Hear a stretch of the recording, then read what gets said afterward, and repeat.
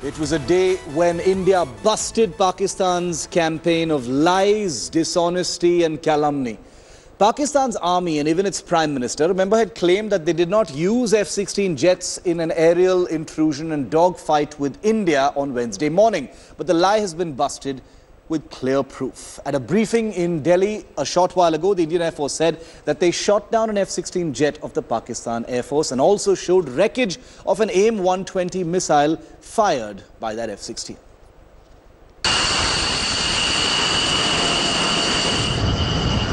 First, Pakistan lost an F-16 jet to the Indian Air Force. A day later, it has been made to lose face.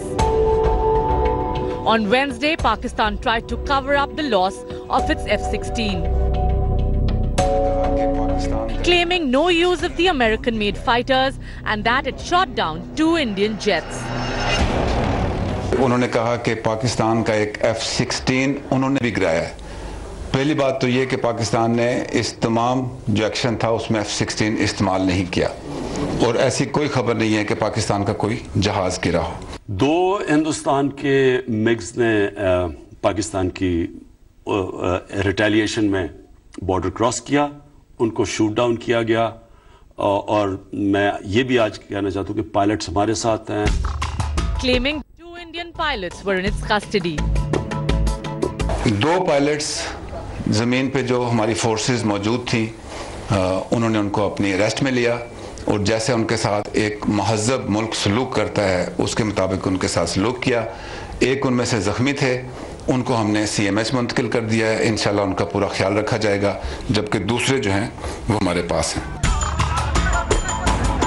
But India today busted Pakistan's brazen lies with this image of the remains of an AIM-120 AMRAAM missile that Pakistan fired from an F-16 fighter. The proof corroborated by the Indian Air Force. There is enough evidence to show that F-16s were used in this mission through the electronic signatures, and thereafter the Pakistan is trying to hide this fact. In the aerial combat that ensued, one F-16 of Pakistan Air Force was shot down by an IAF MiG-21 Bison aircraft. The F-16 crashed and fell across the line of control in Pakistan-occupied Jammu and Kashmir. With its lies getting shattered, Pakistan went for a desperate cover-up. This time, hurriedly admitting it is just 1 Indian pilot. But the Indian forces are clear. What Pakistan did was target military installations and violating the Indian airspace. On 27th February 19, the Pakistan Air Force attempted to target our military establishments in J&K. Specifically, they targeted a brigade headquarter, a battalion headquarter, our defenses, and a logistic installation. So who is the second pilot that Pak claimed is in its custody? Was he the pilot of the Pakistani F-16 who was mistaken as an Indian? After brazenly violating the Geneva Convention, parading the Indian pilot before media and humiliating him, can Pakistani treachery stoop any lower? Bureau Report, India Today.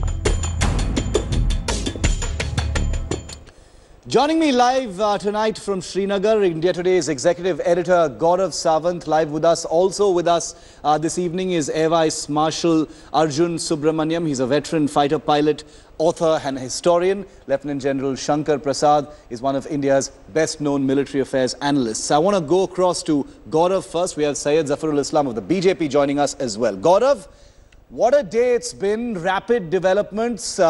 Pakistan making a virtue out of announcing the return of pilot Wing Commander Varthaman, and at the same time nothing has really changed on the ground, has it? Because the Pakistan's dishonesty over that F-16 has been busted completely, and meanwhile the line of control not very far from where you are continues to be lit up with violence.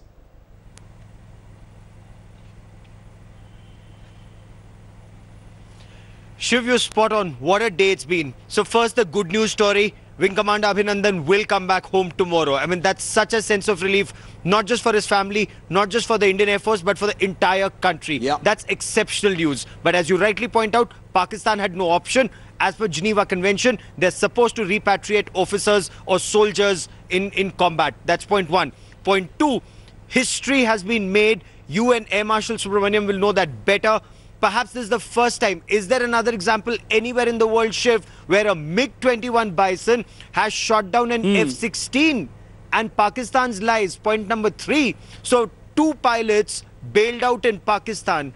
Where are those 2 pilots? And that is something that Pakistan needs to explain to its own people. So these are things that Pakistan needs to explain. And as far as that Army, Navy and Air Force press conference was concerned, one thing is very clear. The escalation was from Pakistan's side. They targeted military installations, and that is strictly unacceptable.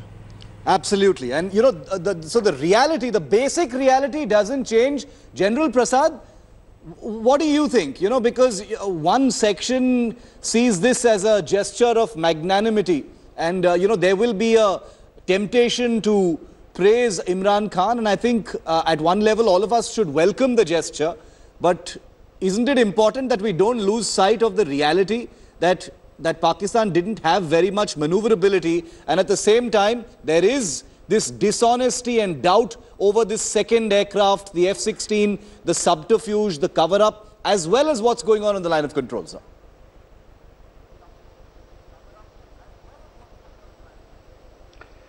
Shiv, let's be gentlemen first. Yep. And that's what this nation is all about. Yep. We want to thank Prime Minister Imran Khan for sending our air warrior back, and I hope absolutely unhurt. Yep. So therefore we thank him for this gesture. How did this happen? Did it happen because of his kind courtesy, or did it happen for many other reasons? Well, Shiv, we all understand, and we've been watching on television news from across the globe, every single head of a country, whether it is Germany, France, UK, US, Israel, anybody on earth, have all forced Pakistan to say, you cannot keep this boy any longer, please return him immediately. Even though under Geneva Convention they couldn't have kept him too long, but they've had to return him by tomorrow morning, not because of great gesture of generosity, but pressure that has been put on them by people all across the globe. So in one way, thank you Mr. Imran Khan. In another way, please understand this will not be acceptable to anybody in the world. Now let's come back to the reality of the situation today. One small question that you asked, and I give a very brief answer. No point saying Pakistan is full of lies. They do it all the time. Yeah. And we've had to take the recourse of showing them the debris of the aircraft which was shown in the last press conference done by the armed forces. So that's a very small issue. I don't want to even dwell on it. Now, where are we today is what, Shiv, I want to talk about. Yes. We started this operation post-Pulwama with an objective and aim which we should have done 20 years ago, but procrastinated for 20-25 years, that we have to fight terrorism. Finally, we decided, the authorities concerned, that we have no option but to neutralize terrorism, as Pakistan is unlikely or is never going to do it because they perpetrated, this is a part of their country's policy. Yeah. So we went and neutralized or completely reduced 3 of their terrorist camps. The quantity of damage done is substantial, which is perhaps better known to Pakistan than to us. Yes, and we don't even have to talk. The fact is, our intelligence got us good information. We have destroyed the camp. Yeah. Now, does it mean that the war is ended? I'm afraid no. Correct. Our objective is to terminate ultimately and finally terrorism and terrorism machinery in Pakistan. So business from tomorrow morning is as usual. Yes, very kind of Pakistan to do this. They try to intrude into our territory with Air Force trying to show their might. So Air Vice okay, point made, sir. I want to bring Air Vice Marshal Subramaniam in on this as well. So you know, General Prasad is absolutely right, isn't he, Air Vice Marshal? One finish. Arun, one small point. Arun. I need to bring the others in, sir. Quickly, please. One small point. Yeah. I will not speak after that. One small point. You see, yeah, sure, one small point. The terror within and the terror outside, both have to be applied at. For the last couple of days, we haven't spoken about terror inside the country. We haven't spoken about what is going on in the valley. That has to resurface. And the what across is happening, that also. Okay, so situation is back to where it was we have to fight. Point made, sir. I want to bring in Air Vice Marshal Subramaniam in right now. Air Vice Marshal Arjun Subramaniam, you know, the Indian Air Force today said that, you know, that the release of Wing Commander Abhinandan is not being seen as a peace gesture. It's being seen as Pakistan obeying the Geneva Convention. So that is a hard stance being taken by the Indian Air Force, which is basically a reminder that, look, you didn't have a choice. You had to remind him. The world was watching everything that you did. And it is also an emphatic reminder that the status quo hasn't changed. Ultimately, India needs to defeat terror, as General Prasad said.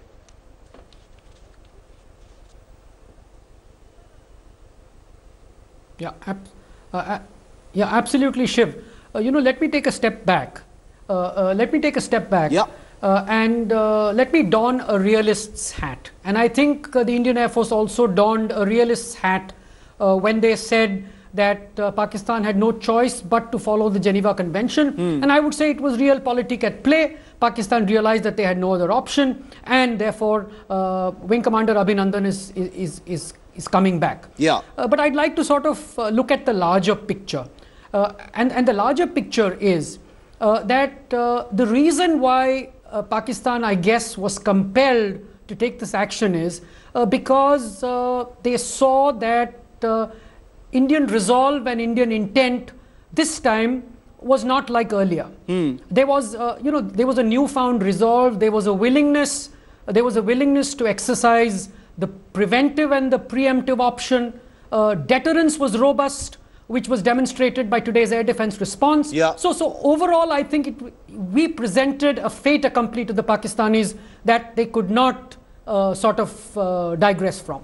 Very important point. It's a fait accompli. You know, anyone who has the mistaken impression that Imran Khan's repatriation of our pilot, the Indian Air Force pilot, you know, was an act of magnanimity. Well, you know, you've done what you had to do. Now let's get back to the real work at hand, which is to defeat terror, which is where this all started. Syed Zafarul Islam, the country will be watching right now every single move of the government. The military is there to take orders, but there has to be political directives of what happens next. India has established today that escalation dominance lies on the Indian side, and the ball in many ways is now in India's court about what to do next. Can you throw some light? Because so far the BJP has been boasting about political will, political directive, etc. What is going to happen next now? Is it going to be a hard stance against terror, or are you going to step back because our pilot's coming back? Well, there is no way we will step back. First of all, let me clarify you that. Secondly, it's a win for India. When I say win, it's a diplomatic win for India, because as some of these speakers earlier were speaking, the panelists, they also mentioned that diplomatic pressure from across the globe on Pakistan has made them actually take this call immediately, and that was possible purely because of the connectivity which has been developed between India and the rest of the world by the Honorable Prime Minister, by the External Affairs Minister in last 4.5 years. Yes. And that has been demonstrated in last 2 days, and it is very evident from the fact that Pakistan had to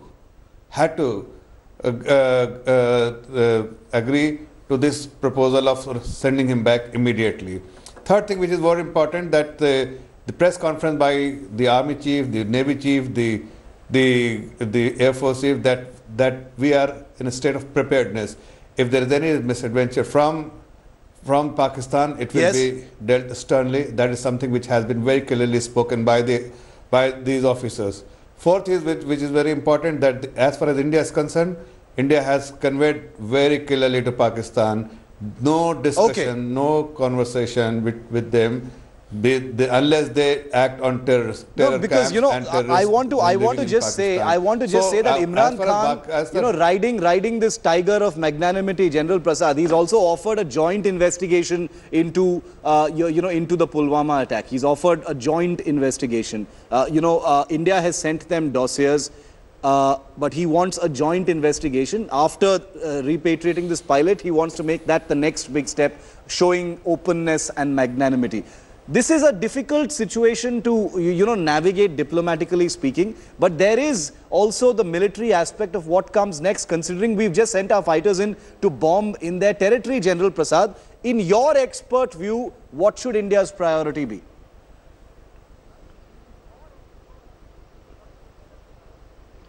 First of all, your first part of the question about what about joint investigation.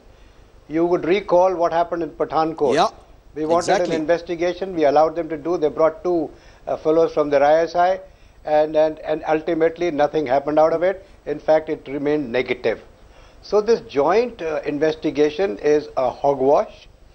If you recall, soon after the incident in Pulwama, the Prime Minister of Pakistan said, please give us evidence. It was not done by us. Where is the evidence? Yes. Despite the fact that we've given him enough evidence at that very point to say the whole thing was being controlled from across the border from your country, from your soil. And all the transcripts of the transmissions, etc., were given to them. Now, I'm afraid at this point in time, joint investigation of Pulwama is history now. Yeah. Now we've got to go ahead. Correct. And we had gone ahead enough, and now we will not stop. We've taken one big step forward.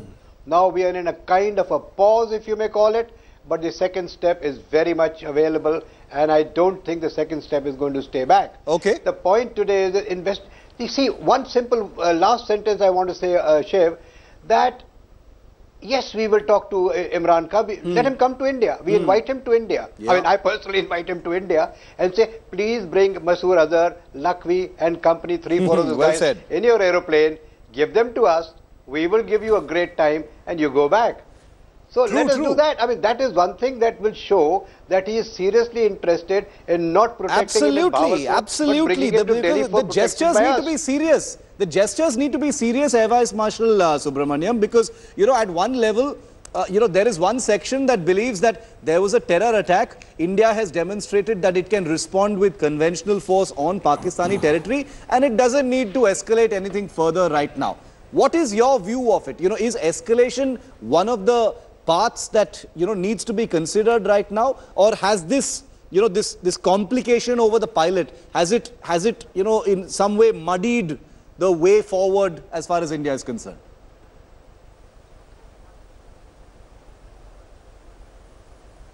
No, I don't, Shiv, I don't think it's any way muddied the way forward. Okay. In fact, I would look at it, I would look at this as outcomes and consequences. Okay. What are the outcomes that India expects even after Abhinandan comes back? It is a distinct reduction in cross-border infiltration. It is a reduction in cross-border terrorism. It has to be a reduction in the use of proxies by the Pakistani deep state. These are all the outcomes which the Indian state is looking for. Yeah. And of course, what General Prasad said, if somehow India can manage to sort of nail Masood Azhar, that's the ultimate outcome as far as I'm concerned. And the consequences, I mean to say outcomes are always linked to consequences. Yes. If that doesn't happen, we've seen that the Indian state is willing to resort to preemptive and preventive action, and that has been demonstrated by the use of air power in this situation. Now, and it's been, I don't want to keep saying air power, because we must also take cognizance of the fact that the cross-border strikes of 2016 actually acted as some kind of a, path-breaking possibility. You're right. That has been seen, and probably that would have inspired the Indian Air Force also to say that it's possible. We can do it. So that's the larger issue. So we've demonstrated it from the ground. We've demonstrated it from the air. And Gaurav, what Air Vice Marshal Subramaniam says is so right. I mean, how can we lose sight of anything except Maulana Masood Azhar right now? We've demonstrated that we can go and strike at the heart of a training facility of the Jaish-e-Mohammed, but India needs to be laser focused, whether militarily or diplomatically, on getting Maulana Masood Azhar, apart from, of course, other terror chiefs like Hafiz Mohammed Saeed. Gaurav.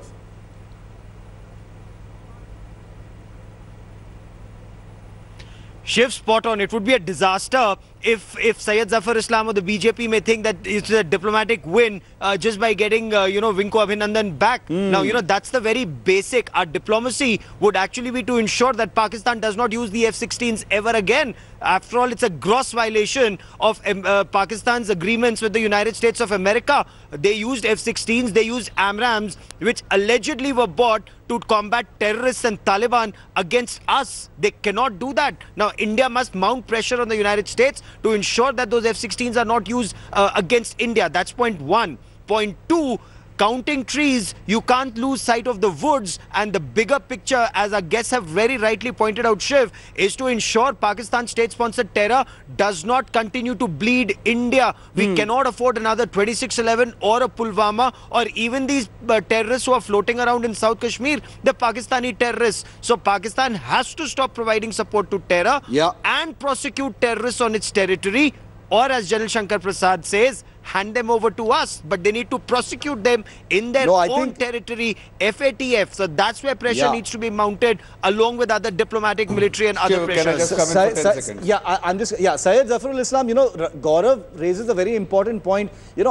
Everyone is hoping that the government is not going to waste too much time celebrating this so-called diplomatic victory. Ultimately, Pakistan had no choice. They had to send the pilot back because of a combination of international pressures and others. So I hope the government is not going to jump around taking too much credit and celebrating this instead of, staying focused on the real job at hand, which is to pursue terror. Well, let me remind you, Shiv, yesterday what the Honorable Finance Minister, Mr. Jaitley, had told the media. That we reserve that option. What the United States did and US Navy SEAL did to kill Osama, we reserve that right as well. So that is an indication that what the government of India's thought process is. And we definitely, there is a war, not against the Pakistani people, not against the Pakistani military establishment, but against the terror and the terrorism, and something which Pakistan is expected to do, which is not delivering, but it is impacting us. We reserve the right to do what is good for us, to safeguard our interests, to safeguard the interests of the people of this country, to safeguard our sovereignty, and whatever it may take. I just want to say, we will do it. The government of India I just want to end by saying that and demonstrated as well. The country is watching very, very closely. The country has become involved. Its imagination has been captured by this story. There is an emotional aspect to it. Tomorrow the pilot will be returning home. But as a country, we need to be laser focused through all of its instruments, the government, the armed forces, whatever it is, on our strategic objectives, and that is to the defeat of terror, so that another Pulwama does not happen again. That's where this episode has actually started. Gentlemen, thank you very much for joining me on this discussion. Thanks for watching the video. For more such news and updates, please like, share and subscribe to India Today. Also check out our other great videos from our channel. We know you will love to.